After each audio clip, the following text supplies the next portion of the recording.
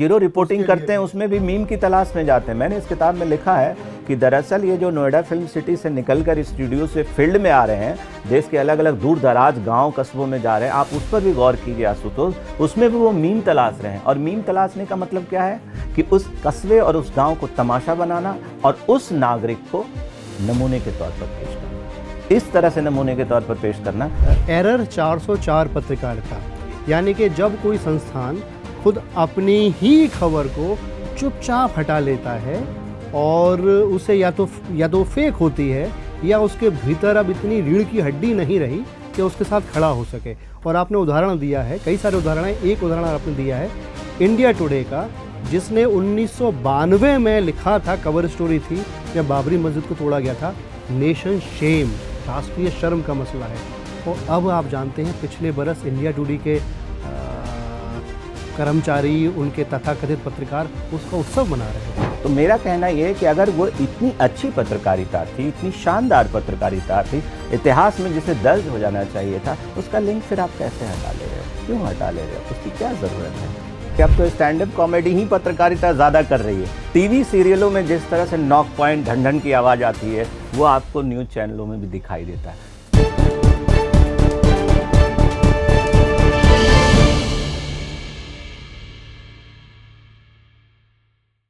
नमस्कार, हम वर्ष के अंतिम दिनों की ओर बढ़ रहे हैं और वायर संवाद के इस अंक में हम खुद अपने ही प्रोफेशन, अपने ही पेशे यानी पत्रकारिता पे चर्चा करेंगे।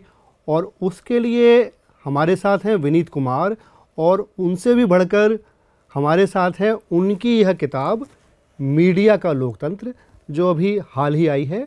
विनीत मीडिया विश्लेषक हैं, उनकी इससे पहले मीडिया पर एक किताब और आ चुकी है।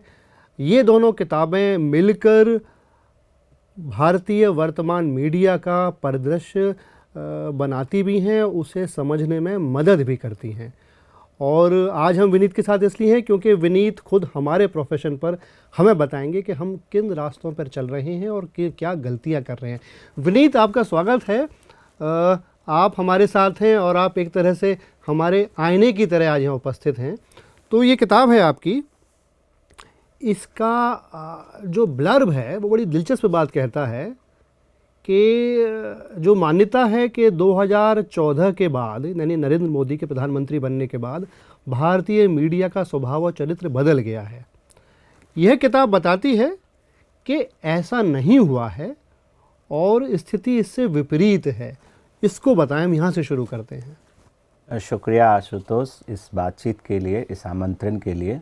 मेरी किताब के बिल्कुल मुख्य पृष्ठ पर यह लिखा है कि मीडिया का चरित्र 2004 से बदला है। ऐसा कहने से किताब 2014 से ऐसा कहने से किताब रोकती इस संदर्भ में है कि हम जब मीडिया की बात कर रहे हैं तो हम ये 2014 जहाँ से सरकार बदलती है उसे पैमाना मान रहे हैं, देख रहे हैं। लेकिन एक मीडिया अध्येता के तौर पर मैं अपने अनुशासन और डिसिप्लिन के नज़रिए से जब देखता हूँ तो जिन जिन बातों के लिए 2014 के बाद की मीडिया को हम देखते हैं और सीधे सीधे तौर पर मानते हैं कि सरकार के बदलने के कारण ऐसा हुआ है, उसके निशान हम 2013 में भी देख रहे हैं, 12 में भी देख रहे हैं, 11 में भी देख रहे हैं। आशुतोष, मैं अगर ये कहूँ कि सरकार तो 14 में बदली, लेकिन मनोरंजन चैनल पर वो सरकार 2012-13 में बन चुकी थी, जिसका मतलब ये है कि जिन मुद्दों और मसलों को लेकर हम उसमें चिंता जाहिर कर रहे हैं, मनोरंजन चैनलों पर इस तरह की सामग्री आनी शुरू हो गई। आप न्यूज़ चैनल को मनोरंजन चैनल कहते हैं? नहीं, मैं न्यूज़ चैनल को मनोरंजन चैनल नहीं कह रहा हूँ, इसको मैं थोड़ा सा बढ़ा रहा हूँ कि जब हम मीडिया पर बात कर रहे हैं तो सिर्फ और सिर्फ समाचार चैनल की बात न करें, बल्कि उसको मनोरंजन चैनल भी उसमें शामिल करें, जिससे दायरा बढ़ जाए। ऐसा इसलिए कि आपने भी गौर किया होगा कि प्राइम टाइम की जो खबरें हैं या प्राइम टाइम की जो सामग्री है न्यूज़ चैनलों की, उसका बड़ा हिस्सा मनोरंजन चैनल से आता है। आप वो दौर याद कीजिए समाचार चैनलों का जिसमें प्राइम टाइम पर स्टैंड अप कॉमेडी दिखाए जाते थे। मुझे स्टैंड अप कॉमेडी से कोई गुरेज नहीं है, बल्कि अब तो स्टैंड अप कॉमेडी ही पत्रकारिता ज़्यादा कर रही है। लेकिन ये मैं दौर याद कर रहा हूँ 2009 और 10 के दौर, जिसके बाद पूरा जो है भ्रष्टाचार विरोधी आंदोलन चला है। तो मनोरंजन चैनल मैं इसलिए कह रहा हूं क्योंकि समाचार चैनलों पर भारी दबाव इस बात का होता है कि कहीं हमारे दर्शकों की एक बड़ी संख्या सास बहू सीरियल की तरफ ना छिटक जाए, रियलिटी शो की तरफ ना छिटक जाए, कार्टून चैनलों की तरफ ना छिटक जाए। इसलिए उसकी सामग्री में और उसकी प्रस्तुति में बहुत बदलाव आते हैं। टीवी सीरियलों में जिस तरह से नॉक पॉइंट ढन की आवाज़ आती है वो आपको न्यूज़ चैनलों में भी दिखाई देता है। बस इसलिए मैंने कहा कि ये सब एक क्लब करके देखने से हमें सहूलियत थोड़ी हो जाएगी। तो आप कह रहे हैं कि 2012-13 से ही भारतीय मीडिया का बहुत बड़ा हिस्सा, जिसमें मनोरंजन चैनल भी शामिल हैं, उन्होंने वर्तमान प्रधानमंत्री के आगमन की तैयारी शुरू कर दी थी, ऐसा आप इंगित कर रहे हैं? हाँ, ये एक पक्ष ये है। दूसरा पक्ष ये है कि जिस नए प्रधानमंत्री के आने की तैयारी है वो तैयारी अभी तक हम पॉलिटिकल न्यूज़ को ही पूरे मेन स्ट्रीम मीडिया में देखते हैं, लेकिन अगर आप गौर करेंगे, ख़ास तौर पर गुजरात वाइब्रेंट्स के सिरे से अगर आप गौर करेंगे, तो ये अब जो ये आगमन हुआ है वो पॉलिटिकल न्यूज़ के जरिए नहीं हुआ, बल्कि बिजनेस, इकोनॉमिक्स, कॉमर्स के खबरों के जरिए हुआ है। और उसमें देश के जो बड़े बड़े मीडिया हाउस हैं जो बिज़नेस को कवर करते हैं, कॉमर्स को कवर करते हैं, वो गुजरात वाइब्रेंट्स के जरिए पूरी उन्होंने एक ज़मीन तैयार की है। मैं ये कहना चाह रहा हूँ। दूसरी चीज़ ये कि जिस मीडिया में जिन गड़बड़ियों की हम बात कर रहे हैं, तो EU डिसइन्फो की पूरी रिपोर्ट है, और वो रिपोर्ट 2011, 12, 8, 9 के आंकड़ों को शामिल करते हुए रिपोर्ट है, जो बताती है कि कैसे जो एक बड़ी एजेंसी, दुनिया की न्यूज़ एजेंसी है, वो इस तरह के तमाम तरह की गड़बड़ियाँ या धतकर्म कर रहे हैं, जिस पर आज हम चिंता जाहिर कर रहे हैं। तीसरी बात मैं इसमें ये जोड़ना चाहता हूँ कि 14 को हमने जो एक नॉक पॉइंट बनाया हुआ है, तो लगता है कि सारी बातचीत जो है नए प्रधानमंत्री, बल्कि तीसरी बार चुने गए प्रधानमंत्री के इर्द गिर्द घूमती है। ऐसा है नहीं। ऐसा इसलिए नहीं है क्योंकि जब 9 में, 8 में, 10 में हम देखते हैं, बल्कि 13 में हम देखते हैं, तो फेक न्यूज़ कैसे एक सुनियोजित ढंग से कारोबार की शक्ल लेता है। ये 13 बहुत साल 2013 जून का वो महीना, उत्तराखंड की तबाही, एकदम ऑर्गेनाइज, व्यवस्थित जो है एक फेक न्यूज़ की शक्ल हमारे सामने आकर खड़ी हो जाती है। मैं थोड़ा सा बताना चाहूँगा, ये बड़ी दिलचस्प, विनीत बहुत ही महत्वपूर्ण घटना का उल्लेख कर रहे हैं। विनीत बता रहे हैं कि 2013 की गर्मियों में जब केदारनाथ में बाढ़ आती है, तो अचानक से कई सारे बड़े अखबार, अंग्रेजी के अखबार, खबर चलाना शुरू करते हैं किस तरह से नरेंद्र मोदी, जो उस समय गुजरात के मुख्यमंत्री हैं, उन्होंने इनोवा में भर भर के बहुत सारे गुजरातियों को सकुशल वापस देहरादून ले गए केदारनाथ से। और आपने बड़े विस्तार से हमें बताया कि कैसे वो पूरा का पूरा प्रपंच था, झूठ था। बताइए जरा हमें उसको डिटेल। तो उसमें आपने किताब में भी देखा होगा आशुतोष, और हमारी किताब का जो पहला अध्याय यहीं से शुरू होता है, जिसमें कि देश का एक बड़ा न्यूज़ नेटवर्क है और उसके सिस्टर ब्रांड है, उस पर वो काम करते हैं। मैंने सिर्फ ये कहा कि ये जो द टाइम्स ऑफ इंडिया, मैंने सिर्फ उसमें ये सवाल, मैंने भी नहीं बल्कि हिंदुस्तान टाइम्स ने इस पर छापा, उस पर फिर न्यूज़ लॉन्ड्री ने रिपोर्ट की, और एक के बाद एक रिपोर्ट इस पर आने शुरू की कि कैसे किसी भी देश में एक बड़ी संख्या जो है, कैसे उसे पता करेंगे कि ये इसी राज्य से आते हैं। दूसरा, उसमें ये सवाल उठाया गया कि 24 घंटे में जहां भारतीय सेना और भारतीय सेना बल वहां नहीं पहुंच सकते हैं, वहां कैसे 24 घंटे के अंदर इस तरह से राहत और बचाव कार्य हो सकते हैं। जहां 2 व्हीलर्स नहीं जा सकते वहां इनोवा कैसे जा सकते हैं। बल्कि इस किताब में तो पूरी दूरी का कैलकुलेशन किया हुआ है कि इतनी दूरी से चलेगी, इतने किलोमीटर चलेंगे तो इतना समय लगेगा, यदि इनोवा इस रफ्तार से चलेगी, इसमें यदि इतनी सवारी बैठती है तो इतने लोग वहां पहुंचेंगे। इन सब का ब्यौरा जो है आशुतोष हमने इस किताब में दिया है, जो कि अलग अलग स्रोतों से हमने इसमें जुटाया है। तीसरी इस कड़ी में महत्वपूर्ण बात यह है कि ये बहुत ही क्लासिक मॉडल है कि कैसे हम फेक न्यूज़ खड़ा करते हैं, क्योंकि आगे की बातचीत में हम एक शब्द इस्तेमाल कर रहे हैं किताब में, नैरेटिव, यानी फैक्ट्स वर्सेस नैरेटिव, कि कोई तथ्य को हटा करके, अपदस्थ करके कैसे हम नैरेटिव खड़ा करते हैं।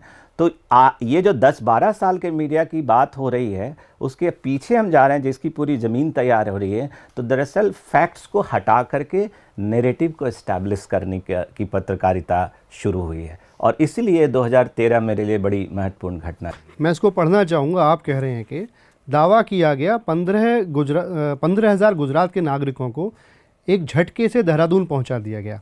आप लिख रहे हैं कि 15,000 लोगों को देहरादून पहुंचाने के लिए 21 अप डाउन ट्रिप लगानी पड़ेगी। देहरादून से केदारनाथ के बीच की दूरी 221 किलोमीटर है। इसका अर्थ हुआ कि एक इनोवा को लगभग 9,300 किलोमीटर की दूरी तय करनी पड़ेगी। एक इनोवा पहाड़ी रास्ते पर अगर 40 किलोमीटर की रफ्तार से भी चलती है तो कम से कम 223 घंटे लगेंगे, और अगर ड्राइवर लगातार चलाता है तो कम से कम 10 दिन लगेंगे। लेकिन मीडिया ने बताया कि मोदी ने सिर्फ एक दिन में उन सबको वापस देहरादून ला लिया। जी जी, और ये इसी अखबार ने ये चीज़ की, और बाद में उसके बहुत सारे फ्रूट प्रिंट्स मैंने जब उसमें देखना शुरू किया तो बहुत दिलचस्प बात थी कि बहुत जगह से वो चीज़ें, उसका ई एडिशन हटा लिया गया, लेकिन बाद में जो सफाई और स्पष्टीकरण दिया गया वो अभी भी मौजूद है। लेकिन जो फुटप्रिंट्स हैं, दिलचस्प बात है डिजिटल मीडिया की कि उसके निशान कहीं ना कहीं रह जाते हैं। तो बड़ी संख्या में इस खबर की तारीफ में बहुत कुछ लिखा गया, उसमें से कुछ जगह जो है लिखा हुआ वो अभी भी है। आपने अभी कहा कि फुटप्रिंट्स हटा लिए गए। इस किताब में आपने बड़ा खूबसूरत टर्म कॉइन किया है, एरर 404 पत्रकारिता। यानी कि जब कोई संस्थान खुद अपनी ही खबर को चुपचाप हटा लेता है और उसे या तो फेक होती है या उसके भीतर अब इतनी रीढ़ की हड्डी नहीं रही कि उसके साथ खड़ा हो सके। और आपने उदाहरण दिया है, कई सारे उदाहरण हैं, एक उदाहरण आपने दिया है इंडिया टुडे का, जिसने 1992 में लिखा था, कवर स्टोरी थी जब बाबरी मस्जिद को तोड़ा गया था, नेशन शेम, राष्ट्रीय शर्म का मसला है। और अब आप जानते हैं पिछले बरस इंडिया टुडे के कर्मचारी, उनके तथाकथित पत्रकार उसका उत्सव मना रहे थे। सिर्फ कर्मचारी और पत्रकार नहीं, बल्कि उसकी जो ओवी वैन है, बस के साइज़ की, जो अपहरण जैसी फिल्मों में हमने देखा और वहाँ से लगा कि पत्रकारिता कितनी बड़ी चीज़ है, उसमें उन्होंने उसको रीडिज़ाइन किया। जब इस पर फैसला आया तो आप वो उस बस की तस्वीर गूगल इमेज में है, उपलब्ध है, वो देख सकते हैं। तो एरर 404 कहने के पीछे और अलग सेगमेंट में इसकी चर्चा करने की ज़रूरत इसलिए हुई महसूस हुई आशुतोष कि मुझे किताब लिखने में बड़ी मशक्क़त करनी पड़ गई। कैसे? ये किताब लगभग 4-4.5 साल के दौरान हमने लिखी है, और इस बीच मैं कोविड ग्रेजुएट हूँ, यानी 3 बार कोविड हुआ है मुझे। तो एकदम सिलेबस ही बदल जा रहा था जब मैं एक चैप्टर में लिखा और देखा कि हमने जिस चीज़ को 2019 में बड़े आराम से एक्सेस किया, 2020 में गायब हो गया, 20 की चीज़ 21 में गायब हो गई। तो मैं थोड़ा पुराने स्कूल का व्यक्ति हूँ, यानी अभी भी मेरे भीतर एक प्रिंट को लेकर है कि प्रिंट में चीज़ें हैं तो सुरक्षित रहेगी। तो मैं जितनी चीज़ें इंटरनेट पर एक्सेस करता था, रेफरेंसेज उसके जितने थे, वो सब मैं उसका प्रिंट आउट लेकर रखता था, तो वो सारी फाइल जो है वो सुरक्षित रह गई। बल्कि कई तो पोर्टल, वेबसाइट तक अब उसके नामो निशान नहीं है। जैसे कैंपा कोला कंपाउंड वाले में, जिसमें बताया गया कि पूरे कैंपेन की गई सुप्रीम कोर्ट के फैसले के बाद, वो पीआर एजेंसी का कहीं नामो निशान नहीं है डिजिटल प्लेटफॉर्म पर। तो एरर 404 में मैंने ये देखा कि जिस खबर को लेकर हमारे मीडिया कर्मी बहुत चेरिश करते थे, दावा करते थे, उत्साह में रहते थे, वो 16 में, 17 में, 19 में, 20 में हटा लिया। अब मैं ये सोच रहा हूँ कि मैं किस बात के लिए मीडिया की आलोचना कर रहा हूँ। मतलब जिस व्यक्ति को अपने ही काम पर एतबार ना हो, या अपने ही काम को करने के बाद जिस पर कभी गर्व हो रहा और अब उस पर शर्म या डर या भय जो कुछ भी कहें हो रहा है, तो उस मीडिया पर, उस पत्रकारिता पर कैसे और क्या बात होगी। और इसलिए इसमें मैंने एरर 404 ऐसा एक उदाहरण और दें आप, जो आपने कहा कोई बड़े ऑर्गेनाइजेशन का उदाहरण दें, या बड़ा पत्रकार जिन्होंने अपनी खबर हटा ली। आप अगर डीएनए को देखेंगे, डीएनए जो एक फ्लैगशिप शो रहा है जी न्यूज़ का, और डीएनए से एक हमारे देश के मीडिया कर्मी की पहचान बनी है, आप उसकी बहुत सारी सामग्री को देखिए, आपको बिल्कुल इधर उधर मिलेगा या तो नहीं मिलेगा।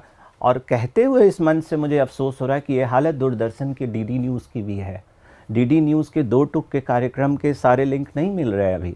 मैंने 3-4 अलग अलग समय में उसे जब एक्सेस किया, वो लिंक अब मौजूद नहीं है। तो मेरा कहना ये है कि अगर वो इतनी अच्छी पत्रकारिता थी, इतनी शानदार पत्रकारिता थी, इतिहास में जिसे दर्ज हो जाना चाहिए था, उसका लिंक फिर आप कैसे हटा ले रहे हो? क्यों हटा ले रहे हो? उसकी क्या ज़रूरत है?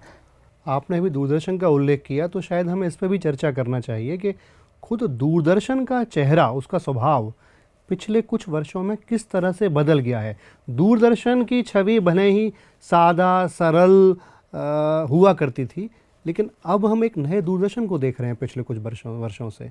देखिए, दूरदर्शन को लेकर के हम सब इस बात को लेकर के एक तरह से प्रशिक्षित हैं कि सरकार जिसकी होगी उसका दूरदर्शन होगा। पूरी, मतलब इसमें बहुत अलग से सोचने से नहीं होना चाहिए, होना चाहिए, इस पर मैं बात नहीं कर रहा हूँ, लेकिन हम सब की जो है एक तरह से का प्रशिक्षण इस तरह से हुआ है कि दूरदर्शन आकाशवाणी का मतलब है सरकार का PR है वो। समझ में आ गई बात। लेकिन उसमें एक बात ये भी है कि उसको देखने वाला तो नागरिक है ना, उसको देखने वाला तो दर्शक है ना, करोड़ों दर्शकों के, नागरिकों के टैक्स से चलने वाला वो माध्यम है। मैं जो बड़ा बदलाव देख रहा हूँ आशुतोष, उसमें वो ये कि एक तो पहले वो सरकार की यानी सत्ताधारी दल और सरकार की उपलब्धियों को, उनकी प्रशंसा को शामिल करते थे, लगातार उनकी प्रशंसा करते थे। और अब पुरानी किताबें आप देखेंगे तो उसमें जो है वो पपेट की तरह शब्द इस्तेमाल किया गया कि भाई ये सरकारी मुखौटा है, कई किताबें ऐसी है। लेकिन अब मैं देख रहा हूँ पिछले कुछ सालों से कि वो सरकार ने जो काम किए हैं या जिस पर सरकार दावा करती है, उन उपलब्धियों को प्राइम टाइम में कम दिखाते हैं या कई बार तो बिल्कुल नहीं दिखाते। और कई कई दिन तक प्राइम टाइम की खबरें जो है वो विपक्ष को कैसे डिफेम किया जाए, उन्हें कैसे कमतर बताया जाए, कैसे अपने दर्शकों को बताया जाए कि एक लोकतंत्र में विपक्ष की कोई भूमिका नहीं है या एक लोकतंत्र के भीतर विपक्ष दुश्मन की तरह सक्रिय हो गया है या काम कर रहा है। ये मैं पहली बार देख रहा हूँ। ये बड़ा बदलाव मैं पब्लिक ब्रॉडकास्टर के तौर पर दूरदर्शन में पहली बार देख रहा हूँ। दूसरी चीज़ ये कि दूरदर्शन का मतलब कहीं आप कितना भी कह लें कि एक स्वायत्त संस्था है, प्रसार भारती उसे देखती है, लेकिन एक सरकारी व्यवस्था की चीज़ जिसमें कम से कम लिहाज के तौर पर ही भाषाई स्तर का एक संतुलन, एक तटस्थता हमें दिखाई देती थी। अब वो नहीं है। अब अगर आप यूट्यूब के थंबनेल की भाषा, सोशल मीडिया के ट्रोल की भाषा और उस शीर्षक पर गौर करेंगे जो पब्लिक ब्रॉडकास्टर के तौर पर आ रहा है, माध्यमों पर आ रहा है, तो आपको भारी चिंता होगी और उसमें बहुत अंतर दिखाई नहीं देगा। तीसरी चीज़ कि जब हम टेलीविज़न कहते हैं तो उसमें एक रंग संयोजन, स्क्रीन लैंग्वेज या स्क्रीन कलर कोड का ख़ास महत्व है। पहले दूरदर्शन बहुत शांत, बहुत स्थिर, आप दफ्तर से लौटकर, स्कूल से बच्चे लौटकर उसे देख सकते थे, कुछ और नहीं आशुतोष, तो कैसे हम हिंदी अंग्रेजी तो सीख सकते थे। ये एक माध्यम था जो देश की बड़ी आबादी स्कूल कॉलेज में नहीं जा सकती है और नागरिक बन सकती है। नागरिक बनाने का माध्यम था कि एक नागरिक माने कि 12 साल, 13 साल, 14 साल का जो युवा है वो कैसे 18 साल होने के बाद एक परिपक्व नागरिक के तौर पर तैयार होगा। अब वो प्रक्रिया नहीं रही। अब वो नहीं हो सकता। अगर वो, और इससे ज़्यादा दुर्भाग्यपूर्ण बात यह है कि जो स्कूल की पढ़ाई करके आए हुए बच्चे हमारे हैं, कॉलेज की पढ़ाई करके आया हुआ युवा है, उसकी पढ़ाई पूरे ठिकाने लगा दी जा रही है ऐसे माध्यमों पर। आप मुझे बताइए कि जो दिखाया जा रहा है इन चैनलों पर, ख़ास तौर पर पब्लिक ब्रॉडकास्टिंग की बात कर रहा हूँ, स्कूल की किन किताबों में ऐसी पढ़ाई करवाई जा रही है? अभी तक तो स्कूलों में ऐसी पढ़ाई नहीं हो रही है। तो भाषा के स्तर पर, रंग संयोजन के स्तर पर, प्रस्तुति के स्तर पर दूरदर्शन का पतन हुआ है पिछले कुछ वर्षों में। मैं पतन शब्द इस्तेमाल करने के बजाय ये कहूँगा कि ये नागरिक के विरोध में चला जा रहा है किसी भी तरह से। और जब मैं ये कह रहा हूँ तो पूरी जिम्मेदारी से और कई महीनों के लगातार मैं कवरेज और ऑब्जर्वेशन के बाद ये बात कह रहा हूँ कि दूरदर्शन जिस नागरिक को और नागरिकता के दावे मजबूत करने के इरादे से बनाया गया था, वो विल्बरश्राइम का मॉडल था कि भारत जैसे गरीब देश में जहाँ अंधविश्वास है, संसाधनों की कमी है, एक ऐसा माध्यम हो जो स्कूल कॉलेज की कमी को पूरा करे, उससे वो बहुत पीछे चला गया है। आप मतलब एक सप्लीमेंट्री के तौर पर आप इस माध्यम को अब नहीं देख सकते। चूँकि आप माध्यम की बात कर रहे हैं, अपन हिंदी पत्रकारिता पर भी आते हैं थोड़ा सा, कि पिछले कुछ वर्षों में यही वक्फा है जिस दौरान की हम बात कर रहे हैं, जो आपने किताब में लिखा है, हिंदी पत्रकारिता के भीतर भी माध्यम के स्तर पर बहुत ही बुनियादी फेरबदल हुआ है। आप देखेंगे हिंदी पत्रकारिता के जो सबसे बड़े चेहरे हैं आज की तारीख में, भले ही फ्रीलांसर हों या किसी संस्था से संबंध रखते हों, वो यूट्यूब की तरफ जा चुके हैं, टीवी की तरफ जा चुके हैं। हिंदी पत्रकारिता का मॉडल आज की तारीख में है वायरल वीडियो, लंबे इंटरव्यूज़, मीम या सोलो या मोनोलॉग जिसे कहते हैं। जो अनुशासन हुआ करता था हिंदी पत्रकारिता में एक समय, जिसे हम इन्वेस्टिगेटिव रिपोर्टिंग में देख सकते हैं, ज़मीनी खबरों में भी देख सकते हैं, वह लुप्त हो गया है। इस परिघटना को आप किस तरह देखते हैं? एक तो ये कि अब जो भी थोड़े संजीदा है, समझदार हैं और लिखने पढ़ने में यकीन रखते हैं, ख़ास तौर पर समाचार चैनलों में उनकी गुंजाइश लगभग ख़त्म हो गई है।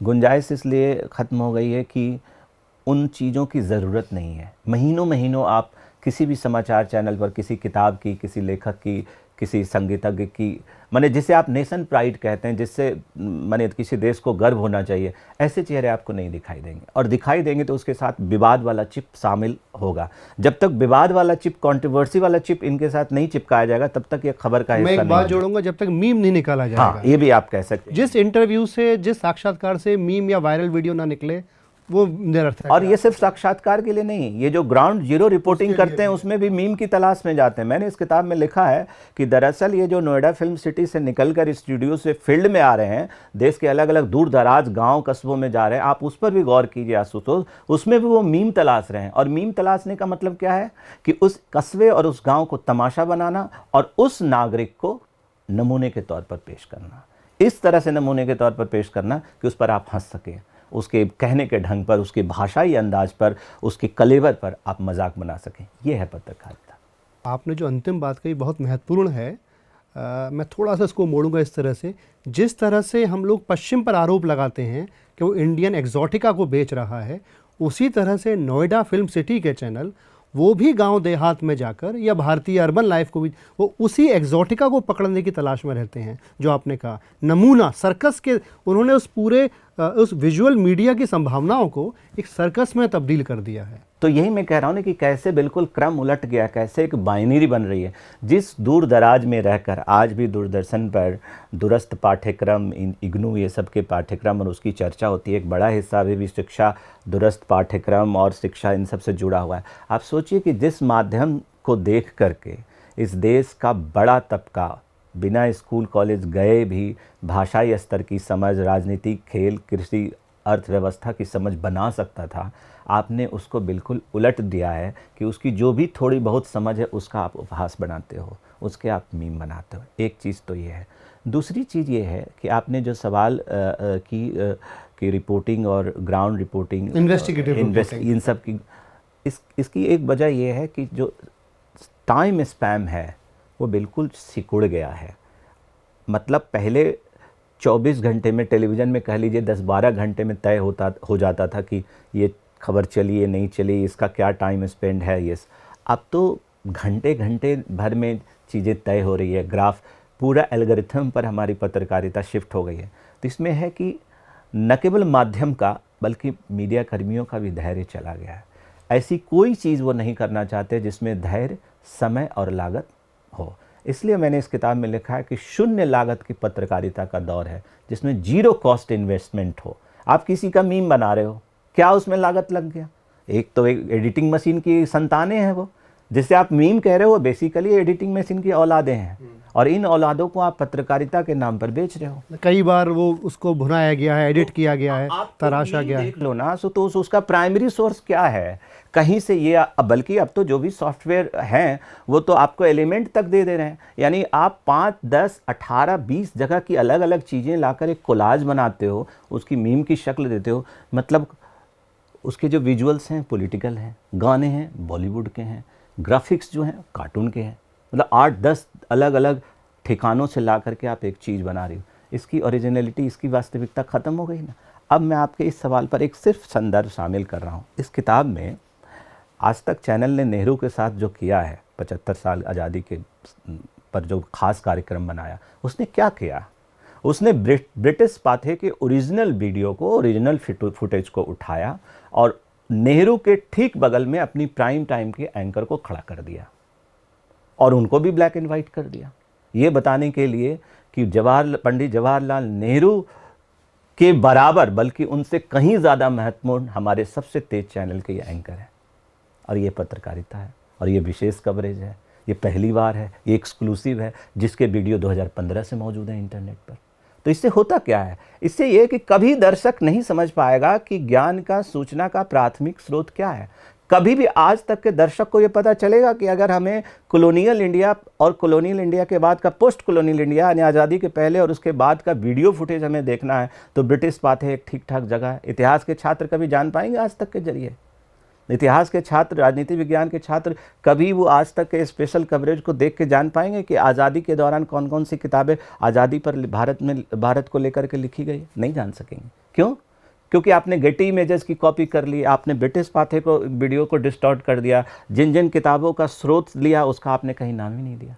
तो मुझे तो ये भी मैं कह रहा हूँ कि जिस माध्यम को माध्यम के जरिए साक्षर बनाने के लिए शुरुआत की गई, वो माध्यम हमें नए सिरे से उत्तर साक्षर बना रहा है। ये माध्यम हमें पोस्ट इलिटरेट कर रहा है, जिसमें हमारे पास डिग्री तो है, बड़े बड़े संस्थानों से मिली हुई हमारे पास डिग्री और सर्टिफिकेट तो है, लेकिन बात हम वैसे ही कर रहे हैं जैसे बिना पढ़े भी हम बात करते हैं। आपके किताब में एक पूरा अध्याय है, मैं भी यूट्यूबर तू भी यूट्यूबर करके। हाँ, उसमें आप यूट्यूब की समस्याओं को और उसको इंगित करते हैं, आलोचना भी करते हैं। लेकिन विनीत, मैं एक बात और कहूँगा यहाँ आपसे। मेरी कई लोगों से यूट्यूब के बारे में बात होती है, तो उनका कहना ये है कि इसने कहीं ना कहीं सूचना के प्रसार का लोकतांत्रिकरण भी किया है। इसने आम आदमी को कहीं ना कहीं सशक्त भी किया है। अब सबके पास ये अधिकार है कि वो मोहताज नहीं है कि उन्हें किसी के पास जाकर अपनी खबर कहनी है। इसको आप कैसे देखते हैं, इस प्रक्रिया को? पहली बात तो आशुतोष कि एक उपभोक्ता का लोकतंत्र और एक नागरिक का लोकतंत्र दोनों अलग अलग चीज़ है, एक चीज़ नहीं है। हमारी जेब में पैसा है तो हमारी लोकतांत्रिकता ये है कि कहीं भी किसी स्टोर से जाके कोई चीज़ खरीद सकते हैं। हमारे पास मोबाइल है, 5G की स्पीड है और स्मार्टफोन है, हम कोई भी वीडियो देख सकते हैं।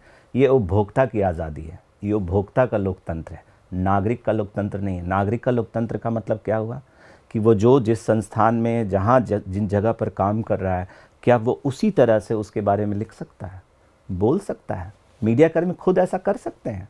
मैं उन दिनों को याद करता हूँ जब हिंदी ब्लॉगिंग का दौर शुरू हुआ, 2006-07 का दौर था। उसमें ये जो सब सारे चैनल हैं जो आज यूट्यूब और वीडियो के जरिए बादशाहत अपनी बनाई है, इन्होंने ब्लॉगरों को ब्लॉक किया हुआ है। फेसबुक और ट्विटर चलने नहीं देते थे, आज इनके कारोबार का बड़ा हिस्सा वहाँ शिफ्ट हो गया है। ये कहाँ इतिहास में दर्ज होगा? ये वही चैनल हैं जिन्होंने ब्लॉगिंग को, ब्लॉगर्स को, फेसबुक ट्विटर को ब्लॉक किया हुआ था, अपने ऑफिस में चलने नहीं देते थे। आपको याद होगा, पोर्टल को ब्लॉक करते थे ये।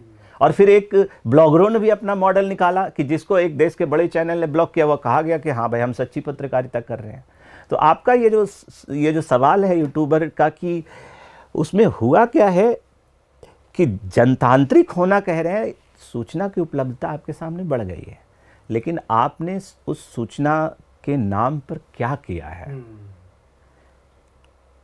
अब मैं ये नहीं कह रहा हूं कि ये खबर है, ये खबर नहीं है, लेकिन हम तो बहुत साफ देख रहे हैं कि जिन चीज़ों को लेकर 4-4, 5-5 महीने कोई खबर नहीं है, अचानक से आप उस पर दर्जनों मीम भी बना देते हैं, दर्जनों वीडियो भी बना देते हैं। आप क्यों नहीं मान लेते? आप क्यों ये सूची जारी नहीं कर देते यूट्यूबर कि इन मुद्दों पर हम खबरें नहीं करेंगे? और मैं इसमें एक बात और जोड़ूंगा कि ये पूरा जो मॉडल है, अगर मैं यूट्यूब पर ख़ास तौर पर न्यूज़ कंटेंट को लेकर बात करूं, तो नरेंद्र मोदी, प्रधानमंत्री नरेंद्र मोदी के या तो पक्ष में या पूरी तरह उनके विपक्ष में, और विपक्ष में ऐसा कि पत्रकारिता के नाम पर आपको पुण्य वाजपेयी हो जाए, जिनका सिर्फ मजाक बन सकता है, जिनकी सिर्फ आलोचना। मैं एक सेकंड रोकूंगा आपको। आप कह रहे हैं कि यूट्यूब का अगर एक मॉडल प्रो बीजेपी या प्रो मोदी है, तो एक रेवेन्यू मॉडल एंटी मोदी भी है। एंटी मोदी का राग अलाप कर भी बहुत सारे लोग अपनी यूट्यूब की दुकान चला रहे हैं, ये आप कह रहे हैं? मैं दुकान चलाना तो खैर मतलब मैं ऐसे सीधे ना कहूँ। मैं हाँ ये ज़रूर कह रहा हूँ कि हमें 2 मिनट 1 मिनट उस विजुअल से गुजरते हुए समझ में आ जाता है कि आखिर तक आते आते आप क्या कहना चाह रहे हैं। दिक्कत इस बात में नहीं है कि आप मोदी की आलोचना कर रहे हैं या मोदी के विरोध में या उनकी नीतियों या उनकी कारगुजारियों पर आप टिप्पणी कर रहे हैं। दिक्कत उस बात में नहीं है। दिक्कत ये है कि आप अपने दर्शकों को ये समझ पैदा कर रहे हैं कि वो किस सिरे से आलोचना करें। यानी साहित्य में भी, पत्रकारिता में भी आलोचना के टूल्स होते हैं ना, वो औजार होते हैं। क्या दर्शक उन औजारों को, उन टूल्स को समझता है, समझ पा रहा है? मतलब आप येलो मार्कर से स्क्रीन पर चीज़ें ले आएंगे, उससे वो क्या समझ पाएगा? उससे सिर्फ एक प्रभाव बनता है कि हमने बहुत ज़्यादा इस पर अध्ययन करके सामग्री आपके सामने पेश की है।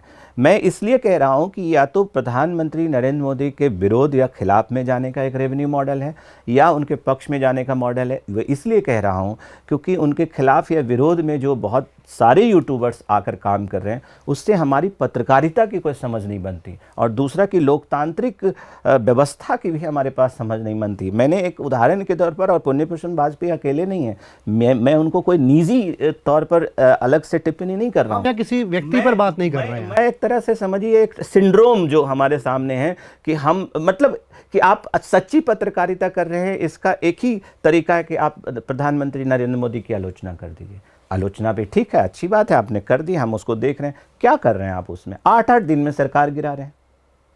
जिस सरकार को 8-8 दिन में आप गिरा रहे हैं, वो सरकार तीसरी बार आ रही है। थंबनेल्स ऐसे बना लिखते हैं वो कि बस गिर गई, होश उड़ जाएंगे। रात की उड़ गई नींद, गृह मंत्री की रात की नींद उड़ गई नींद, और वो सरकार तीसरी बार आपके पास आ रही। तो आप मुझे बताइए ना कि हम दर्शक के तौर पर उस प्रक्रिया को कैसे समझें जहां आप 8-8 दिन में सरकार गिरा रहे हो, हमारे गृह मंत्री की नींद उड़ जा रही है और फिर वो गृह मंत्री बने हुए रह जाते हैं। तो ये वही देश है ना आशुतोष, जहां एक स्टिंग ऑपरेशन से देश की एक बड़ी पार्टी के अध्यक्ष जो है विनीत, मैं एक प्रश्न पूछूंगा आपसे, आप बेहतर समझते हैं। ये जो यूट्यूब का जो रेवेन्यू मॉडल है, प्रो मोदी हो एंटी मोदी हो, उसके फेर में आके, जैसा आपने कहा, कई सारे ख्याति लब्ध पत्रकारों ने अपने मानदंड गिरा दिए, हल्के कर दिए, ढीले कर दिए, और वो आप जानते हैं इस समय क्या परोस रहे हैं।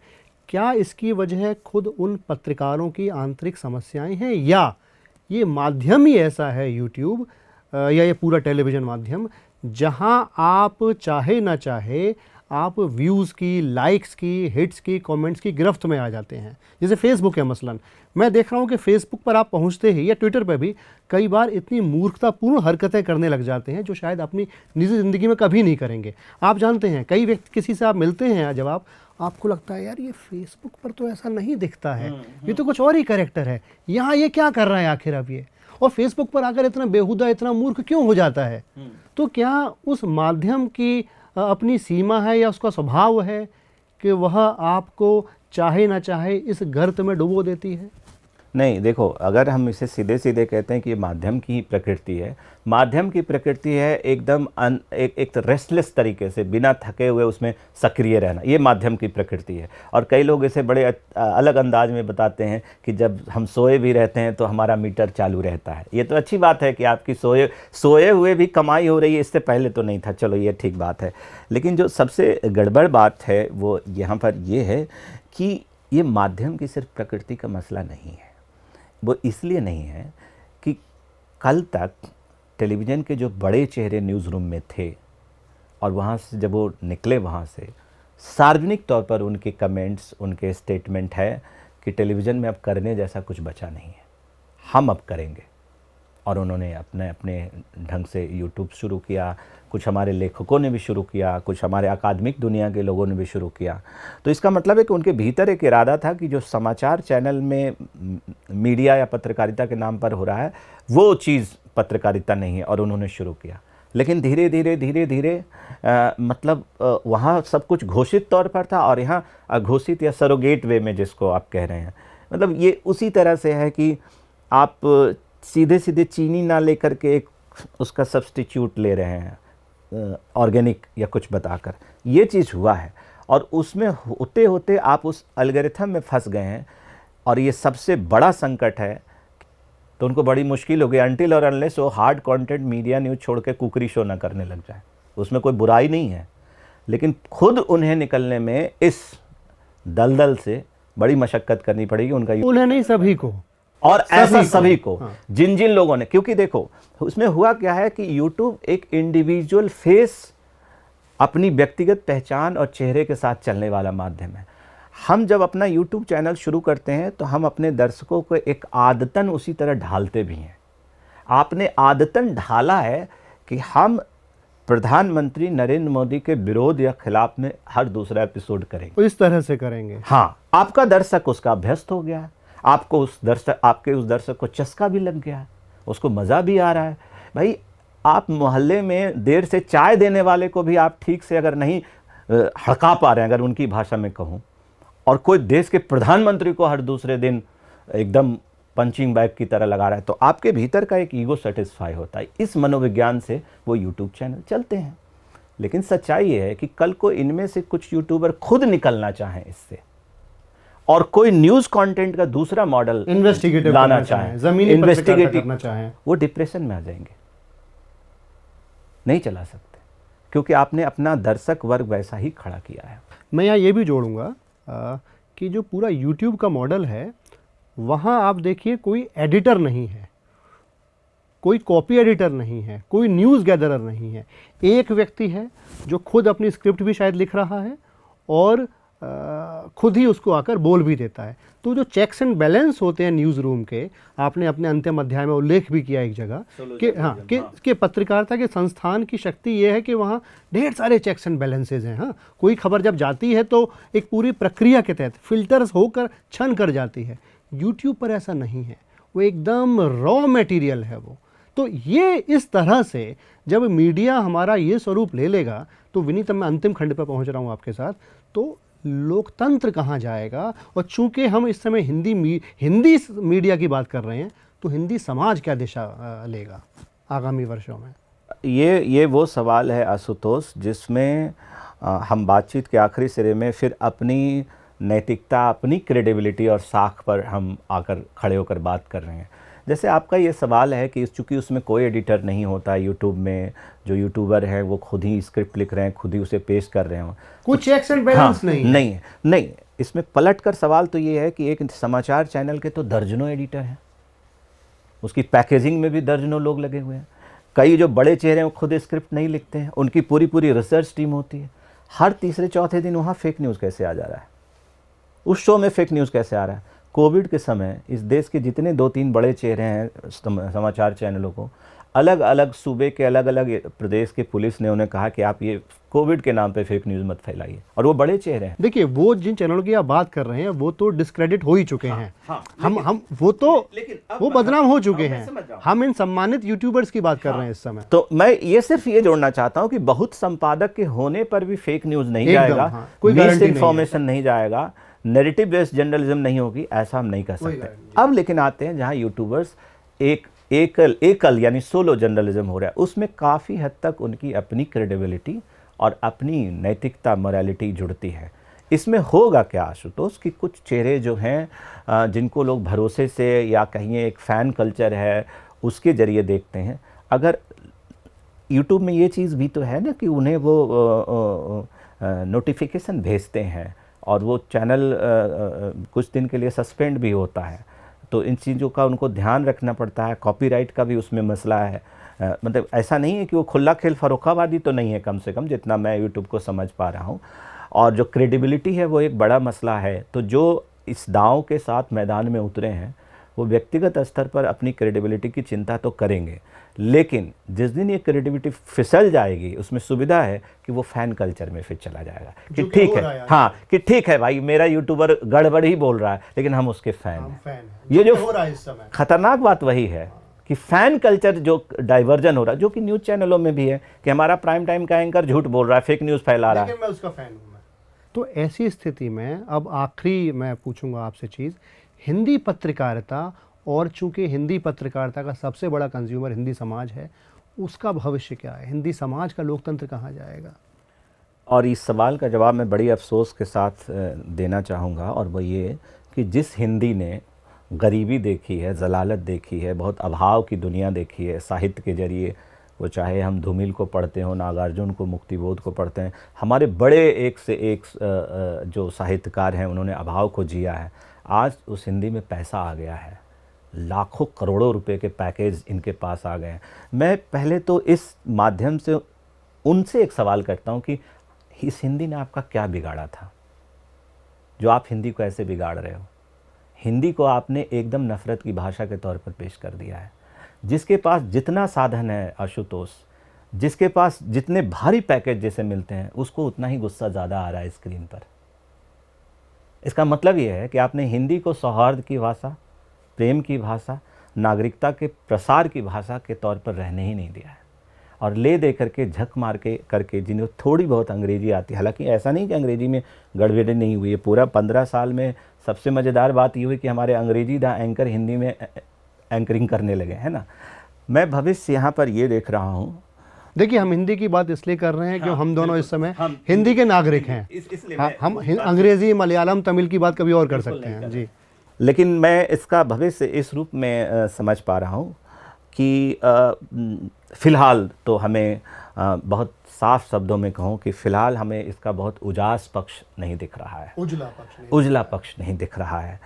दिखेगा तब जब एक नए तरह का मिजाज बदलेगा, क्योंकि ख़तरनाक पहलू ये है कि लोगों का मिजाज भी हमारे सामने वैसा नहीं आ रहा है। आप देखिए ना, एक चैनल है साल भर तमाम तरह के खबर के नाम पर उल्टी सीधी तरह की हरकतें करता है, फेक न्यूज़ फैलाता है, जिस पर केवीसी में प्रोमो तक बन जाता है, और फिर एक जो है साहित्य का महाकुंभ कर देता है, और उसमें वो सभी लोग जाते हैं। मुझे जाने वालों से कोई शिकायत नहीं है, लेकिन एक तरह से विरेचन हो जाता है ना इस देश में। 6-7 कथारसिस हो जाते हैं उनके। इस देश में 6-7 साल से राजनीतिक खबरों में वॉशिंग मशीन की बड़ी चर्चा हो रही है, लेकिन वॉशिंग पाउडर भी आ गया है, और ऐसे बहुत सारे कार्यक्रम वॉशिंग पाउडर के तौर पर काम करते हैं। अब आप बताओ, मैं हिंदी की दुनिया की बात कर रहा हूँ, साहित्य की दुनिया की बात कर रहा हूँ।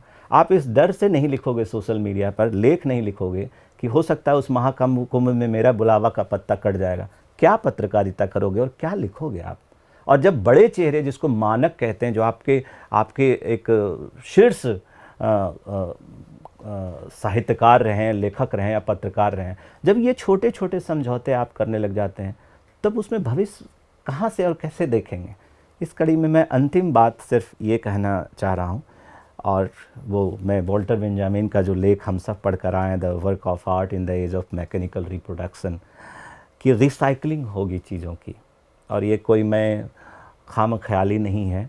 रिसाइकलिंग इस संदर्भ में होगी कि एक पीढ़ी जो है हमारे सामने है जिन जी की, वो जब पलट के किताबों की तरफ जाएगी, पलट कर प्रिंट की तरफ जाएगी, पलट कर PDF फाइल की तरफ भी जाती है, तो वो समझ पाएगी कि हम जो YouTube पर, जो चैनल में, जो रील में जो वीडियो देख रहे हैं, और जिन पर हम बहुत सारी चीज़ें पहले से छपी, उसमें कितना अंतर है।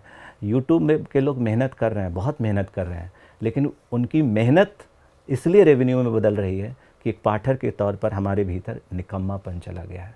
मैं देखता हूँ आशुतोष, 8 साल 7 साल पहले जो अखबार पत्रिका छाप चुकी है, जिसका PDF इंटरनेट पर मौजूद है, उसे बहुत सनसनी के तौर पर थंबनेल के साथ इस्तेमाल करते हैं। तो देखने वाले दर्शकों, पाठकों की जो पीढ़ी ये समझेगी कि जो कुछ भी the west has been said and told वाली मुद्रा में, कि बहुत कुछ अच्छा पहले लिखा जा चुका है, कहा जा चुका है, इस एतबार के साथ अगर वो इन माध्यमों के बीच होते हैं, जैसे मैंने ब्रिटिश पाथे का उदाहरण दिया, ऐसे बहुत सारे प्लेटफॉर्म और बहुत सारा काम है, तो मुझे लगता है स्थितियाँ कुछ बदलेगी। और डिस्क्रेडिट जो हम कह रहे हैं, मतलब मेरे जैसा व्यक्ति ना तो गोदी मीडिया शब्द इस्तेमाल करता है, ना व्हाट्सएप यूनिवर्सिटी इस्तेमाल करता है, लेकिन जो डिस्क्रेडिट हुआ वो हम सब के भीतर कहीं ना कहीं दर्ज हो रहा है। तो रजिस्टर्ड होने का काम अगर होता है तो मुझे लगता है स्थितियाँ बदलेगी। बहुत बहुत धन्यवाद विनीत। जो चर्चा अभी हुई है, आप लोगों ने सुनी है, मेरे ख्याल से वो हिंदी मीडिया की कोई बहुत उत्साहवर्धक तस्वीर तो पेश नहीं करती है, लेकिन जैसा कि विनीत ने कहा, बहुत गहरी बात कही कि कोई कितना भी इस समय चर्चित हो जाए, अपने चैनल्स के व्यूज़ कमा ले या यूट्यूब पर हिट्स कमा ले, उसे दर्शक मिल रहा है, लेकिन नागरिक उसके पास नहीं है। और कहीं ना कहीं हम सबके भीतर दर्ज हो रहा है कि किसने कैसी पत्रकारिता की। समय सबका हिसाब देखेगा, उन सब का भी नंबर आएगा। इस किताब को पढ़िए, मीडिया का लोकतंत्र। विनीत, आपका बहुत बहुत धन्यवाद। आप दिल्ली की सर्दी में आए हमारे दफ्तर में। धन्यवाद।